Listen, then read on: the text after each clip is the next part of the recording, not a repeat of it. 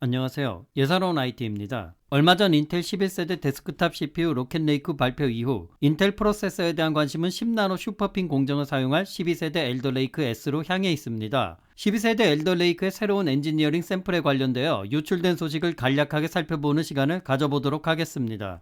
엘더레이크는 16코어 24스레드 엔지니어링 샘플로 최대 4.6GHz 클럭 속도로 228W TDP를 보여줬다라고 합니다. 엘더레이크의 가장 큰 특징은 하이브리드 아키텍처 방식으로 골든코브 아키텍처와 그레이스몬트 아톰 코어가 하나의 CPU 다이내에 혼재한다는 것입니다. 이 부분은 인텔 12세대 엘더레이크 영상에서 확인하실 수 있습니다. 여기서 12세대 엘더레이크의 코어 설정과 스레드 개수가 어떻게 변할 수 있을지 확인할 수 있으며 고성능 골든코브 코어를 빅, 저전력 그레이스몬트 아톰 코어를 리틀 또는 스몰이라고 하는 용어를 사용합니다. 여기에 나온 내용은 아직 인텔 공식 확정된 내용이 아니므로 참고만 하시기 바라겠습니다. 고성능을 담당하는 8개의 골든코브 코어로 16스레드, 그리고 저전력 부분을 담당할 그레이스몬트 아톰 코어 8개 8스레드로 최대 24스레드라고 하는데요. 즉 정리하면 고성능 골든 코어 부분은 코어당 2스레드, 저전력 아톰 코어는 코어당 1스레드입니다. 이 엘더레이크 S 데스크탑 CPU의 기본 전력 TDP 125W 제한은 56초 동안 실행될 것인 반면 PL2 제한은 2.44ms 동안 작동할 228W로 측정되었다고 합니다. 여기서 좀 재미있는 것은 이번 엔지니어링 샘플과 관련된 유출에서 인텔이 어떻게 12세대 하이브리드 CPU의 클럭 속도를 조율할지를 엿볼 수 있다는 것인데 다음과 같다고 하네요. 빅코어, 즉 골든코브의 경우 8개의 코어 중 2개의 코어까지는 최대 4.6GHz까지 클럭 속도를 가져갈 것으로 예상되며 3개에서 4개 코어까지는 4.4GHz, 5개에서 6개 코어까지는 4.2GHz, 7개에서 8개 코어까지는 4.0GHz로 클럭 속도가 변할 것으로 보인다고 합니다. 리틀 코어, 즉 그레이스몬트 아톰 8개의 1개에서 4개 코어까지는 3.4GHz 속도를 가질 것이며 5개에서 8개 코어까지는 3.0GHz 클럭 스피드를 가져갈 것으로 예상된다는 것입니다. 이 CPU의 전력은 4.2GHz에서 1.3147V로 측정되었다고 하네요. 인텔이 최근 발표한 11세대 로켓레이크 데스크탑 CPU에서 자존심을 상당히 구기는 양상을 보여주었다면 12세대는 어떨 것인지 현재까지 알려진 것을 한번 살펴보도록 하겠습니다. 인텔이 주장하는 바는 12세대 엘더레이크는 최대 20% 싱글스레드 성능 향상과 멀티스레드 성능에서 최대 2배 성능 향상이 있을 것이라고 합니다. 12세대 엘더레이크는 현재 노트북에서 사용되는 11세대 타이거레이크 모바일 제조에 사용되는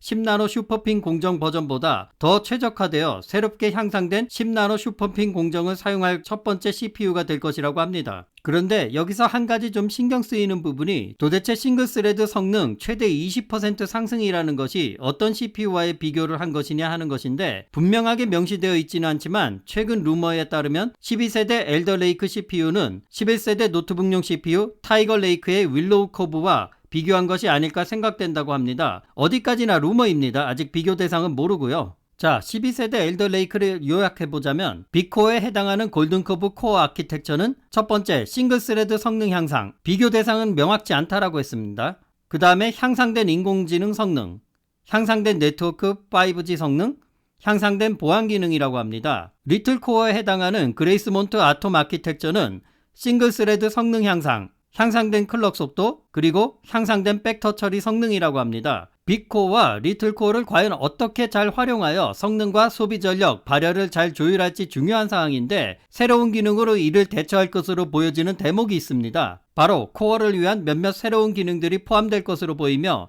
하드웨어적으로 처리되는 스케줄링, 설계 최적화, 그리고 에너지 인지 코어 파킹 기능들이 예상된다고 합니다. I/O 부분에서는 PCIe 제너레이션 5와 PCIe 제너레이션 4 지원, 인텔 와이파이 6E, 그리고 썬더볼트 4를 지원할 것으로 알려져 있다고 합니다. 가장 큰 변화로는 메모리 지원 부분으로 DDR5 혹은 DDR4 지원 옵션을 제공할 것이라는 겁니다. 자, 이제 개인적으로 정리를 해보는 시간을 가져보도록 하겠습니다. 대체적으로 엔지니어링 샘플을 통해 살펴본 인텔 12세대는 현재 라이젠 5000 시리즈 데스크탑 CPU 성능뿐만이 아니라 소비 전력, 발열을 모두 해결하고 만족할 만한 성능으로 보답하지 않으면 인텔 CPU는 메인스트림 프로세서 시장에서 가격적인 정책을 펴서라도 대응하지 않으면 고전을 면치 못할 것으로 예측되고 있습니다. 12세대 엘더 레이크는 10나노 슈퍼핀 공정을 최초로 적용한 데스크탑 CPU가 어느 정도 성능을 발휘할지 그 시험 무대가 될 것으로 보이며 현재 보이는 내용으로는 그 성능을 짐작하기는 어려워 보입니다. 엔지니어링 샘플이면 이제 특정 벤치마크나 어플 또는 게임 성능으로 성능 측정이 되어 유출 자료가 나올 시기가 되었다고 생각되며